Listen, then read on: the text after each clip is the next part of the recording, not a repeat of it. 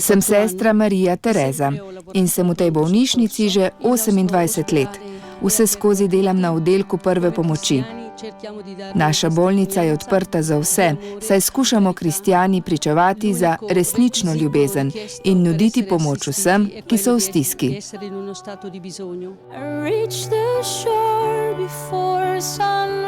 V Nazaretu je bolnišnica Svete družine poznana kot italijanska bolnica.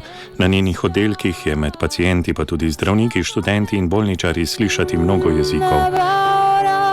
V to nenehno razvijajočo se ustanovo namreč prihajajo na zdravljenje ljudje iz mesta in njegove okolice, tako Arabci kot Judje in pogosto tudi Romarji, ki potrebujejo pomoč.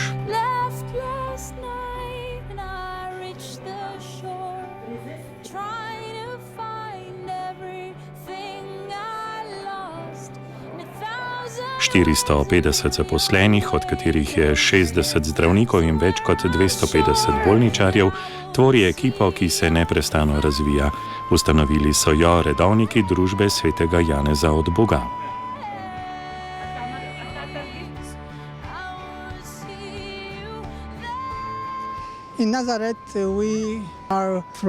V Nazaretu smo od leta 1882. Na začetku so bili tu avstrijski redovni bratje.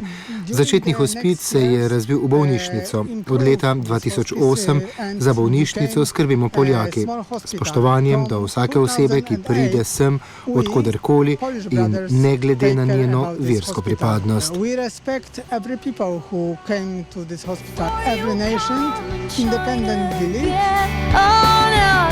Bolnišnica Svete družine v Nazaretu tamkajšnjim prebivalcem nudi usluge, ki bi sicer bile nedosegljive, kot so mamografija in kemoterapija za bolnike obolele z rakom.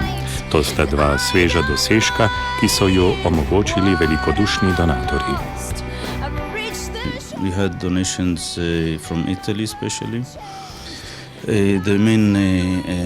Mnogo darov prihaja iz Italije. Največji dar, ki smo ga prejeli, je prišel od nogometnega moštva Milan in smo jim zato vsak dan hvaležni.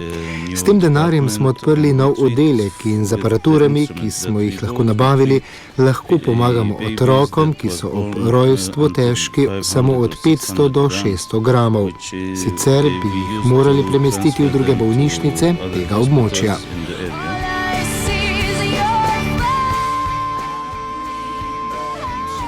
V bolnišnici Svete družine v Nazaretu je na vsakem koraku čutiti veliko gostoljubnost, spoštovanje, pravičnost in razumevanje. To je univerzalni jezik, ki ga govori tamkajšnje osebje, ko je vsak dan na razpolago za pomoč bolnikom različnih veroizpovedi in narodnosti. Svojo prisotnostjo in svojim življenjem ter molitvijo, ki jo darujemo za naše paciente, skrbimo za njihove duhovne potrebe, skupaj z zdravniško pomočjo. To je kraj, kjer lahko govorimo o Bogu in lahko pridemo v stik z vsemi, ne z besedami, temveč z govorico ljubezni.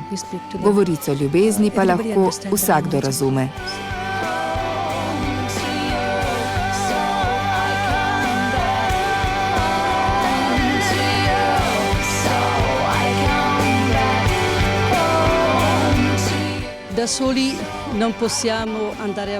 Sami se ne moremo vzdrževati, vedno potrebujemo pomoč Božje previdnosti. Ta v vseh teh letih ni nikoli primanjkovala. Nasprotno, prav po njeni zaslugi smo se lahko razvili in lahko nudimo to, kar danes vidite.